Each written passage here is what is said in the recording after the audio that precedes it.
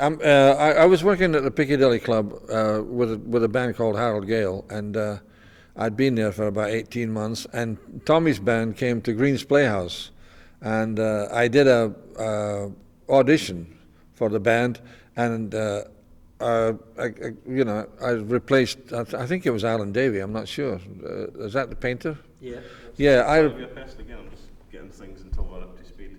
Could you actually not look at the camera, just look at Tom? Oh, sorry. It's a natural Sorry. conversation. Okay. Okay. So if we just take. But it's not a very pleasant sight, you know. Yeah, you're a good Does this actor. help? Pull it off. Well, I was working at the Piccadilly Club in Glasgow, in Sauchiehall Street, and Tommy's band came to Green's Playhouse, and I went up there 2 or 3 times to hear the band, and I finished up doing an audition for the band and got the job replacing Alan Davey, the tenor player. So I went back to London with Tommy's band. Now I was a bona fide member of the band. 17? You were 17? I was like 17, maybe 18 at most, yeah. And that started me off playing with Tommy's band, and which was quite a shock because, first of all, it was a very thrilling, wonderful band, and I really loved it. I mean, it probably was the loudest band that ever was, big band. And people, when we used to play Coming Through the Rye and the brass section come in with that big chord, people just jumped out of their skin. But it was a wonderful experience playing with the band. And then there was all those good players. There was a band that was full of really excellent players. Stan Reynolds and Johnny Keating and Duncan Campbell and Morris Pratt and Phil Seaman was there for a while, and George Hunter, Davy Simpson, Sammy Stokes. It was really full of really great players. And mainly a jazz band when they were going on the road. Well, I mean, it wasn't a jazz band in the fullest sense of the word, but it was pretty close, you know. And Edwin Holland did all these great arrangements, and Edwin Holland just, all his stuff was just beautiful to play. We do. I can you're talented jazzman, but you don't have to actually tap your feet when you're talking. I'm picking up this. Yes, which is great, but I'll leave the music. Do we have to start all over again? No, we'll just continue. Okay. Sorry about the stand. It's all right. We'll be this way. I won't bang my foot anymore. Could you tell us what your first impressions were when you met Tommy and you got into this new band and stuff?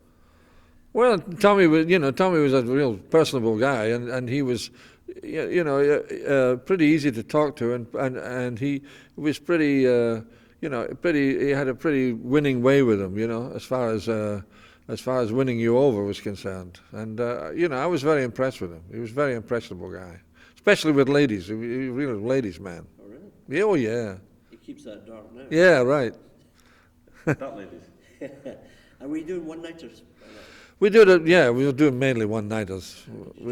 Occasionally we travelled in this rickety old bus, and but it was wonderful. I remember one time we rolled up to this job somewhere in Lancashire near Blackpool in a furniture van, and my mother and father were standing outside the theatre, and all of a sudden this furniture van rolls up, and the whole band comes out of this furniture van. It's exciting stuff like that. This is 1949, we're talking. Yeah. Yeah, it could only happen that long ago because. In hell in the van. Oh yeah, it probably was. But you're 19 years old and you didn't care. It was just an exciting way to get there. I don't know what happened to the bus. The bus probably broke down or something. Was there any exciting stories you can tell us what happened inside the bus, or? I mean, were people rehearsing in the bus or practicing? Not really, there wasn't a lot of rehearsing or practicing in the bus, but we had a real great, jolly time in the bus. Yeah. Accommodation all right? Are we all stacked in together? Or? The accommodation was we mainly stayed in boarding houses and things like that, but in London we stayed in hotels. It depended on how we got paid, because we didn't get paid very much, and sometimes we'd go and check in a hotel just so as Tommy would get the bill, so as we'd get something. It was my introduction to free jazz.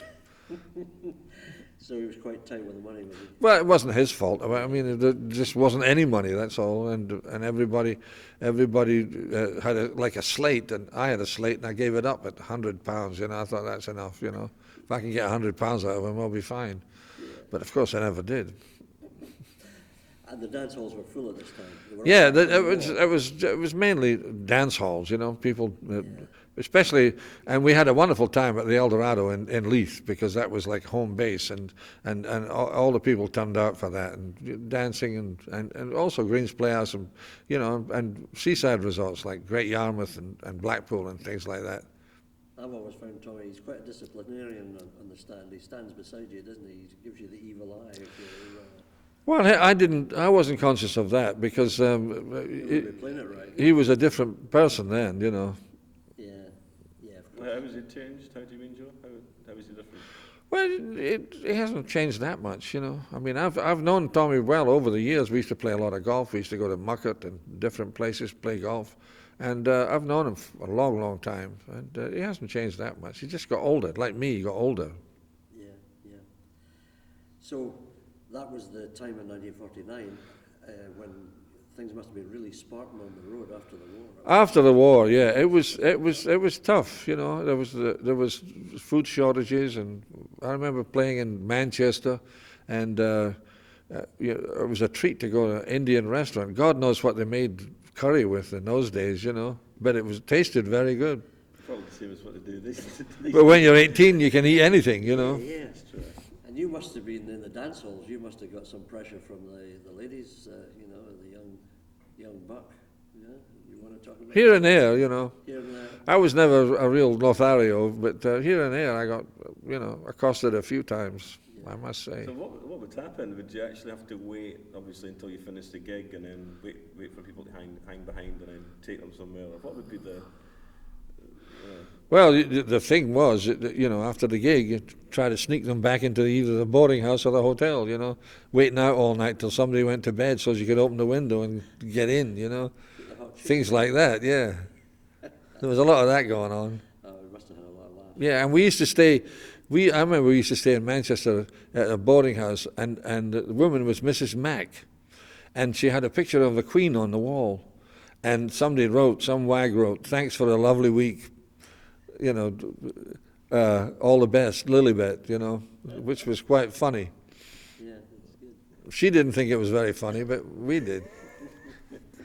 And I remember Mac Minshall, we were staying in this place in Paddington, and somebody was complaining about the noise of the records, and Mac Minshall rigged up this harness, and he lowered his gramophone to this guy's window. He opened the window and put the gramophone out the window and lowered it to this guy's window and blasting away.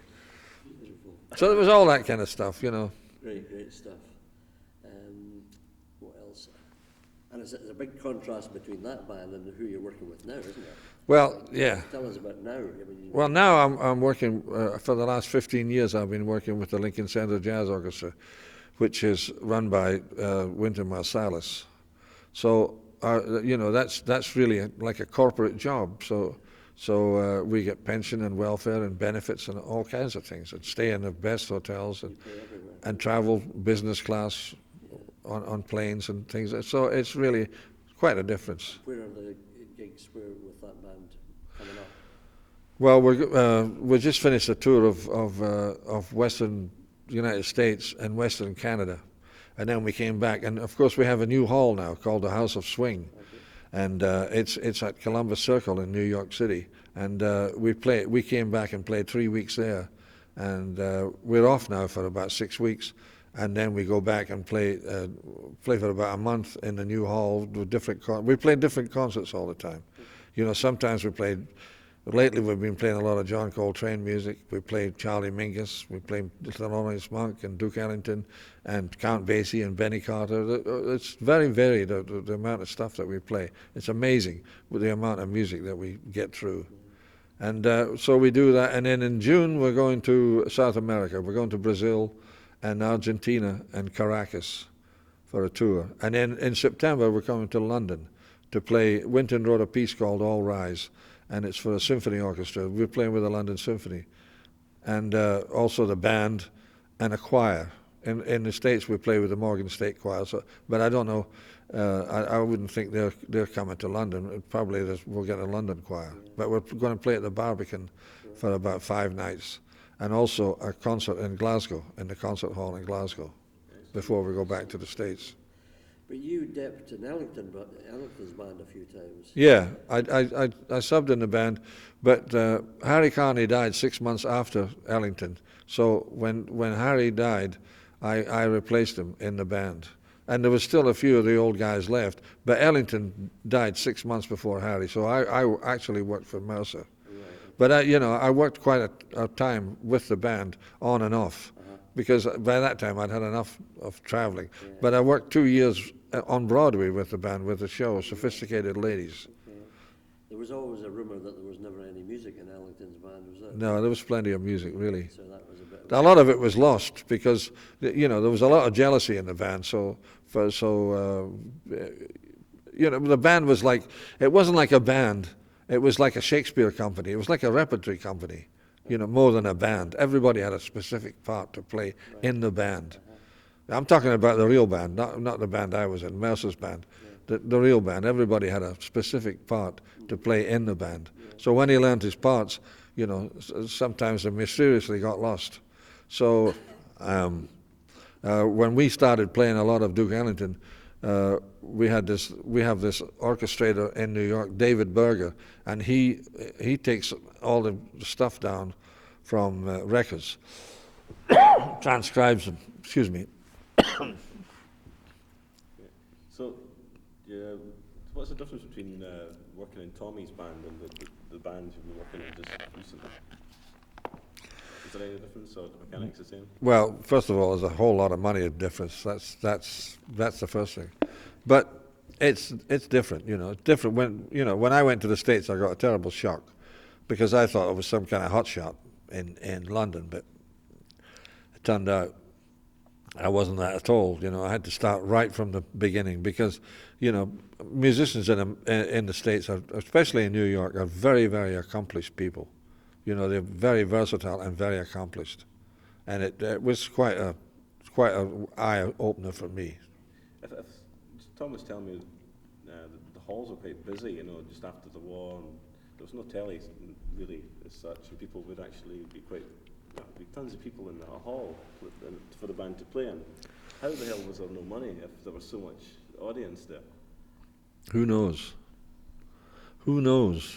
That's one of the mysteries of the Sampson band. If I was working in a band, I'd go, right, there's 300 people in this hall. That's one of the mysteries of the Sampson band.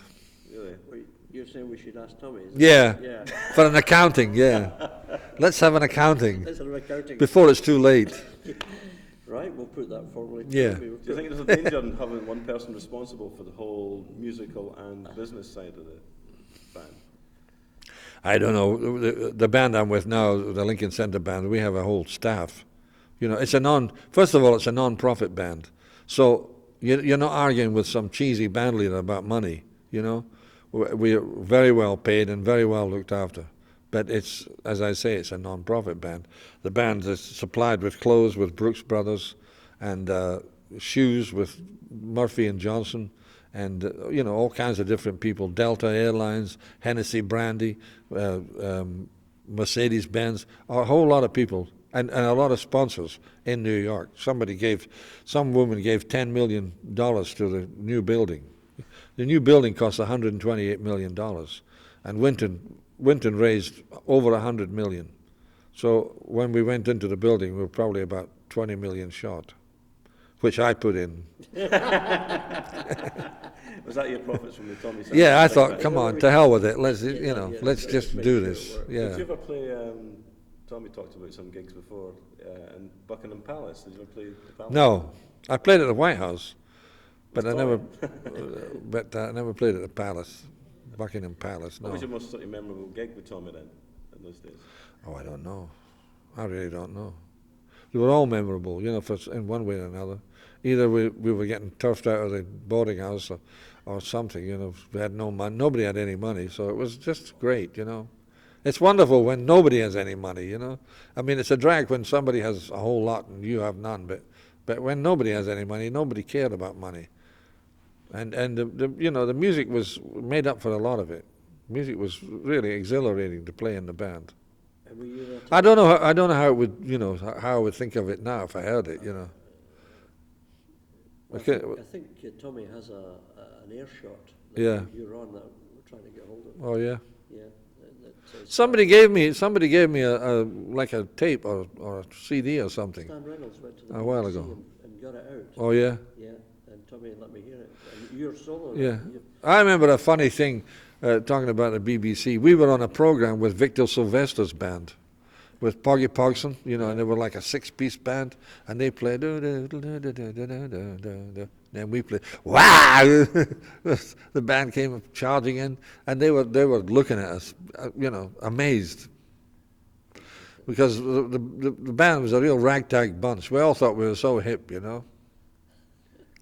So you'd be like the Rolling Stones. But I don't think we were all that hip, but we thought we were, so that's all that matters. In the Lincoln Centre band, is there any, that's a prime gig. There must be a lot of guys jealous of that gig. That's the best gig there is. The best gig there is. Yeah. I mean, everybody must want it, Of course. Do you get any sort of backstabbing or... Well, yeah. Well, I gave a lesson to a kid, and baritone player, and I was giving him a lesson, and I said, "Well, what are you going to do?" He said, "Well, I'm doing this and that, and the next thing." I said, "Well, what would you like to do?" He said, "Well, how do I get into the Lincoln Centre band?" I said, "Well, what, you want my job? Is that what you're saying?" But there's a lot of that. That's what makes the music so great in the States, because there's such a lot of competition. Yeah. So that makes you work and makes you practice and makes you study, and it keeps you alive. Yeah. So, Tommy, So the wartime stuff. So when did you first hook up with Tommy then? What was the sort of year? 49, wasn't it? Probably about 48 or 49, something like that. You were there all the way? No, I was there about maybe two years or so, and then I went with Harry Perry's band, and then I went with Joe Loss, and I went from Joe Loss to Jack Parnell. Joe Loss was amazed when I left, because he said, you don't leave my band until you have your own business, which meant, a boarding house in Bournemouth. That was his idea of what we should do, of what we should strive for. But he was a very fair man, he was a good man to work for. Yeah. Then was Humph next, was it? Well, there was a few, Tony Crombie and Tommy Whittle and people like that. And then I finally went. I remember when I went with Humph and I went down to Downbeat Club, and Phil Seaman said to me, "I hear you've gone bent." What did that mean then? What was it? Well, he's sort of gone sort of weird, Fantastic.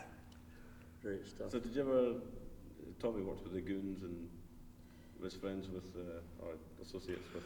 No, stuff, I left Before all that. all Yeah. that stuff. Yeah. You were there right at the beginning. I left for New York in 1965. I've been there 40 years. Yeah. 40 years this year, actually. That's fantastic. You've done wonderfully well in the States. Yeah. I've been lucky, I guess. You must be dancing in the streets of Lumford and stuff. Yeah. Yeah, I have a plaque at the Miners Institute. If you didn't go No. to America and... They don't have a Miners Institute anymore. Oh, really? No. Tore it down. Yeah. So what would you have been doing if you didn't go to the States then, if you just stayed here? I don't know. I probably would still be with Humph. I mean, I love Humph. He's like a brother to me, and I still keep in touch with him. And I talk to him and send cards and, keep in touch with each other. Yeah. Have you got any stories regarding Tommy that sticks in your mind you could tell us? Not really, I mean, Tommy's Tommy, he's a wholesome human being, He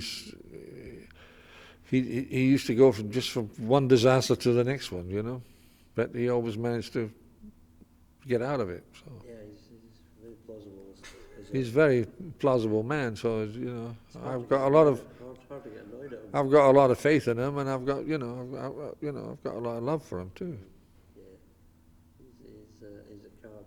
That's why we're just trying to catch some stuff Yeah, to, well, so his family will get it, you know. Right. A few people saying a few things about him. So we've got a lot of stuff from him, and a performance that was done at the Hub, the Edinburgh Festival. Oh, yeah. A full performance, which is good. But I think we've probably drained you dry of what you've got to say about yeah. it. Well, There was a story, you can maybe tell us about this one. The story that kicked about Edinburgh was that he talked the band in the Eldorado. He had a band in the Eldorado, yeah, and he talked them all into going to London. Right. So they all went to London, and then it all fell apart, and they didn't get paid, and Yeah. they were bitching and groaning about. Were you in that? Is that story, or is it another story? Well, I was in the band when there were still people that came from the Eldorado, a couple of trombone players, and yeah, probably the tail end of that band. Yeah, but I think maybe the story is, I mean, it just fell apart because there was no work, and that was it, you know. So, Yeah. you know. Well, that was probably later. Yeah, What, you think so? probably. Yeah, sounds like it. Because a lot of the guys were picked up by Ted Heath, weren't they? A lot of people went to Ted Heath's band. Yeah. I mean, the band only lasted about 2 years. Yeah. Well, no, maybe a little more. Maybe three. Maybe three. Maybe three or 47 maybe to 4. 50. Yeah, something like that. But a lot of the guys went to Ted Heath's band. It took the heart out of the band. You know. Yeah, It took. There was always people leaving and going to Ted Heath. yeah. So it's like a rivalry amongst band leaders and people stealing each other's performers. Well, that happens all the headhunting. time. Yeah. I tell you who was on the gig on the Hub was Eric Delaney. Oh yeah. Yeah. Did you ever work for him? No. He's a character. No, I never worked for him. He's up his head. Well, I think we'll let you go. Thanks, Joe. All right, Tom. We'll pick the stuff we can use. Okay. Nice to meet you.